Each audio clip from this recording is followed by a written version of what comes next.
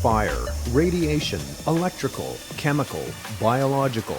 These are some of the very real hazards that face workers in microbiological laboratories every day. If you work in one of thousands of labs across Canada, the risk to your health may be greater than you think, especially if you don't fully understand or follow basic laboratory safety. What is biosafety? It is the application of knowledge, techniques, and equipment to prevent personal, laboratory, and environmental exposure to potentially infectious agents or biohazards. Whether you work in a hospital, a university, or a government or private lab, this video is for you. It provides an overview of safe practices, precautions, and procedures for handling biological hazards and an overview of laboratory hazards and requirements. Think of it as Lab Biosafety 101.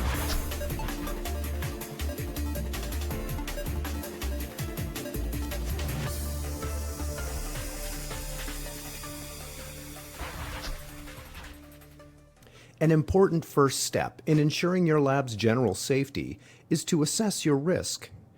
Begin by looking at the characteristics of the biological organisms you handle in your lab. Are they low risk or high risk?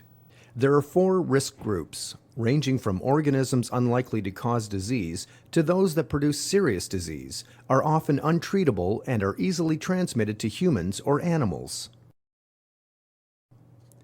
Microbiological risk assessments help you figure out what biosafety measures to follow and what physical containment level and operational practices to use in your lab for the specific work you will be doing. There are 4 containment levels, ranging from those requiring no special design features to those requiring containment devices, protective equipment, controlled access, or isolated units. Even cell lines or cell cultures, which don't usually pose a significant risk, need to be assessed to determine if the particular line you're working with is contaminated. Information about the patient's health status or the origin of the cell line can be helpful in identifying the risk and determining the level of containment required. The bottom line is, it's always important to know exactly what you're dealing with. This is especially true of microbiological labs where, on a regular basis, you are handling pathogens or infectious material. How can you be exposed to pathogens? There are 4 ways. By inhalation, if you use procedures with aerosols. By ingestion from mouth pipetting, splashes, contaminated hands, or other items. By inoculation from needles, syringes, sharp objects, or bites and scratches. Or from direct contact with contaminated items, spills and splashes onto the skin or mucous membranes, or into the eyes. Using general biosafety operating practices, good microbiological techniques, and proper containment devices, facilities and protective barriers will reduce your risk of being infected. Regardless of your lab's risk group or containment level, there are some do's and don'ts that apply to all labs when it comes to general operational practices.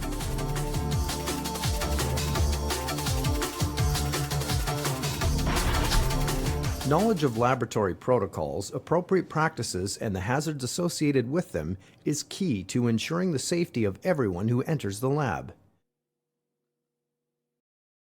Do not allow unauthorized personnel access to the lab.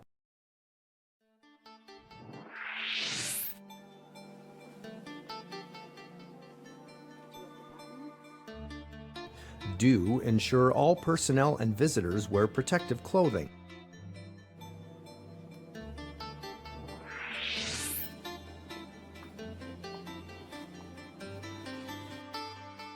Do keep the lab clean and tidy.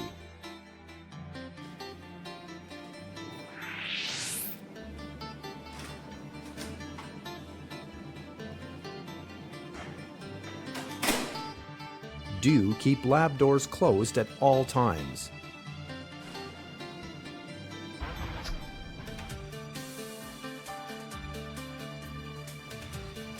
Good hygiene practices are important in avoiding exposure to hazardous substances, with hand washing being priority number 1 when it comes to good hygiene.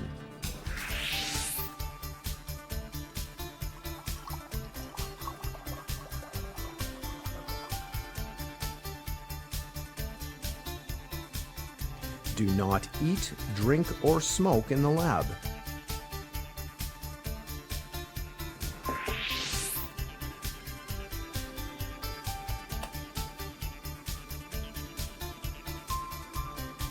Do not place objects near or in your mouth.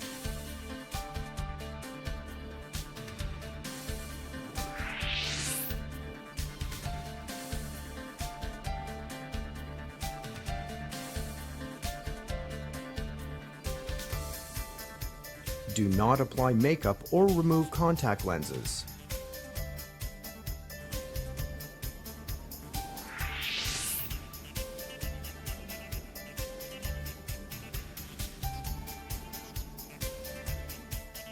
Do cover all wounds, cuts, or scratches.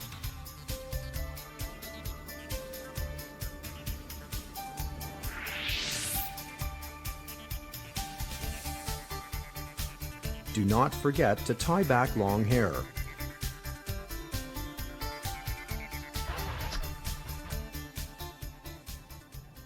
Personal protective equipment such as a lab coat, gloves, and eye protection offer a certain level of protection, but to be effective, this equipment must be worn properly and be appropriate to the hazard. Do not wear lab clothing, protective gear, or gloves outside the lab.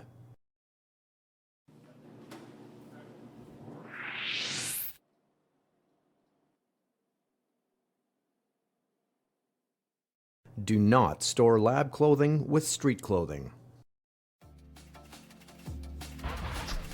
The following are some basic laboratory techniques designed to help you minimize exposure and avoid injury or infection, while also reducing the formation of droplets and aerosols. All lab workers should be trained yearly in these techniques, and that training should be documented as part of good biosafety program management.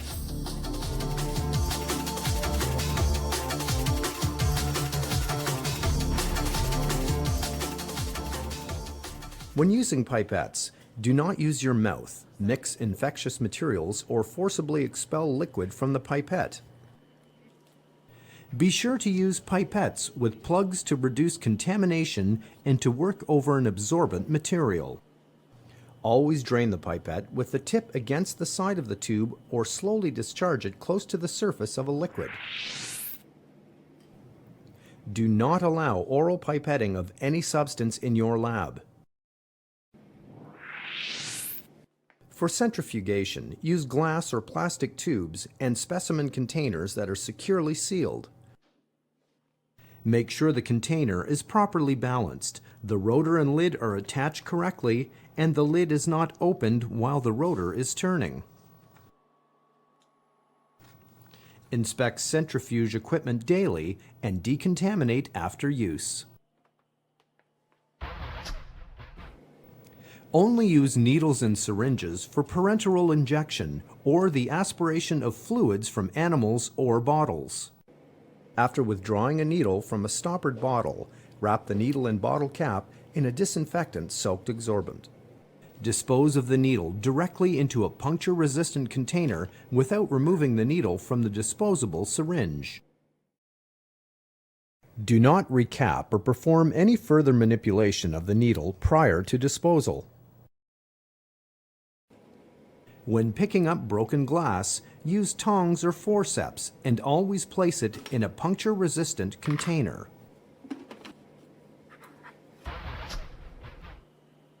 After procedures like centrifugation or cell washes, avoid pouring off fluid from a specimen tube.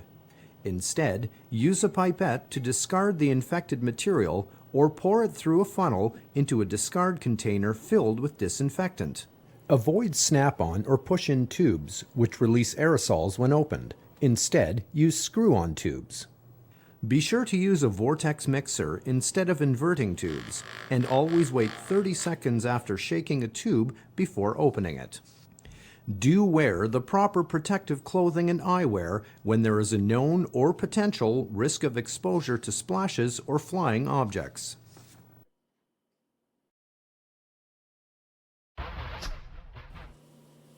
Knowing all about decontaminating and disinfecting is another important way to ensure biosafety in your lab. Decontamination is any process that removes or kills microorganisms. Disinfection is a physical or chemical means of killing microorganisms. It's a basic biosafety principle that all contaminated materials, surfaces, rooms, and equipment must be decontaminated before disposal or reuse. The method you choose depends on the nature of the material you're treating.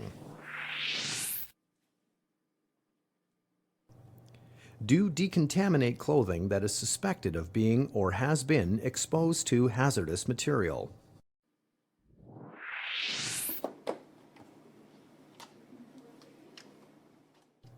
Do use leak-proof containers to transport infectious materials within the facility.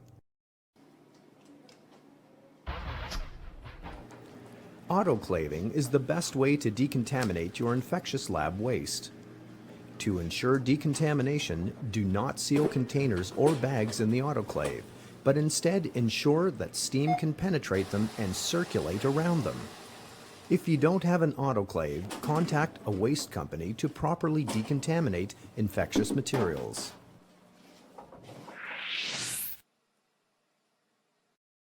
Do regular efficacy monitoring of autoclaves used for decontamination.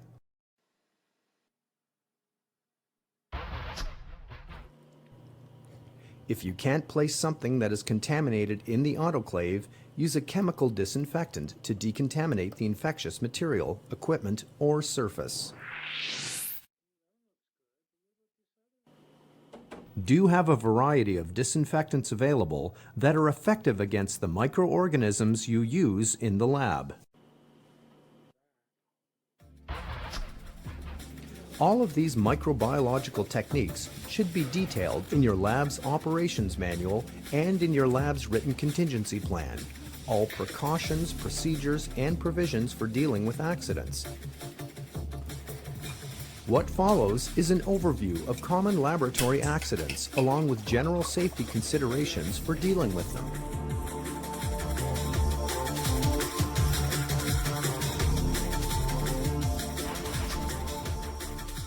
One type of accident is a biological spill. Exposure from such a spill can be reduced if everyone in the lab follows established cleanup procedures. Here are some guidelines. Wear gloves and protective clothing. Cover the spill with cloth or paper towels. Pour disinfectant over the spill area working from the outside in. Allow time for the disinfectant to work, then clear away the materials. If you need to, clean and disinfect the spill area a second time. Put contaminated materials into a leak-proof, puncture-resistant waste disposal container. I wrote this report. It says Tenny's. Do report any spills, accidents, exposures, or losses of containment to the lab supervisor immediately. Tenny's pasture building's exterior.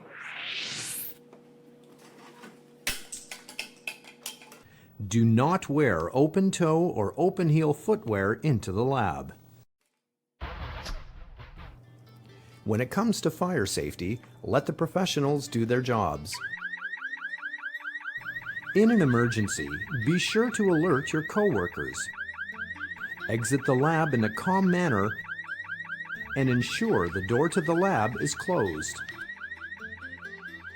As well, your lab's fire extinguisher should be easy to get to and regularly inspected by a qualified individual.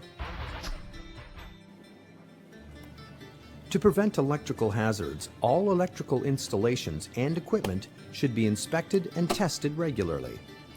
They should be grounded and should conform to national standards and codes. Do not use electrical extension cords in the laboratory under any circumstances.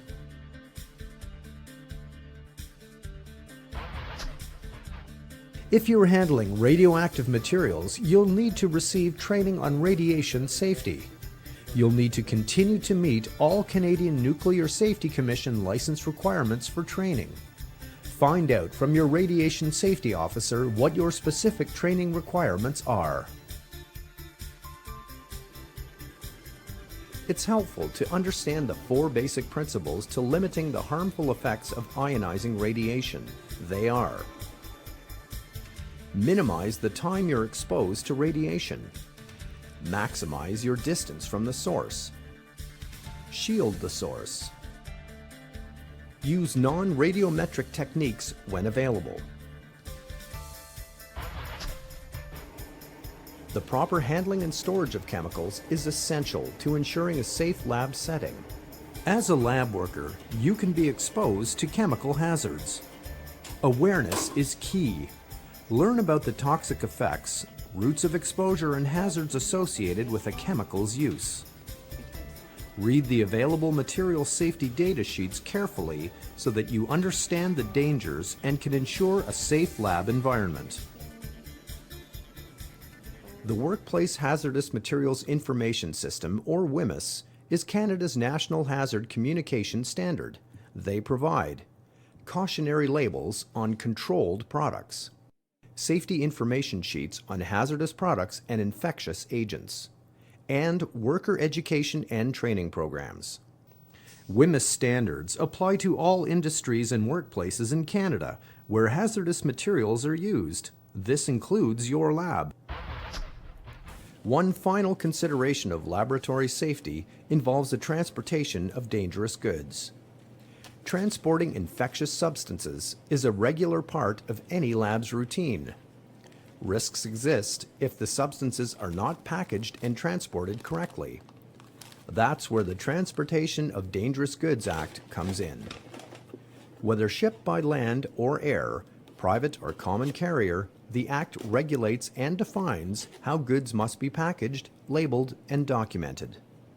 If you ship, sign, document, carry, handle, receive, or transport dangerous goods, you must be trained and certified in the transportation of dangerous goods.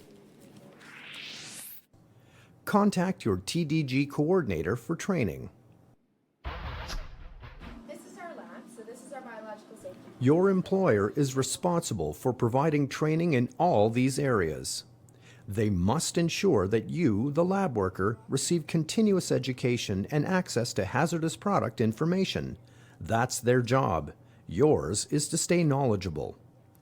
There are lots of resources and regulators offering training, retraining, information, and regulations to help ensure your lab is biosafe. Let's conclude with a look at some of the main resources and regulators of biosafety in Canada. The Public Health Agency of Canada's Laboratory Biosafety Guidelines and the Canadian Food Inspection Agency's Containment Standards for Veterinary Facilities both provide information on the latest standards in biosafety for labs. Together, these two agencies regulate biosafety practices in Canada and ensure that labs, like yours, follow national guidelines. The World Health Organization provides similar guidelines at the international level.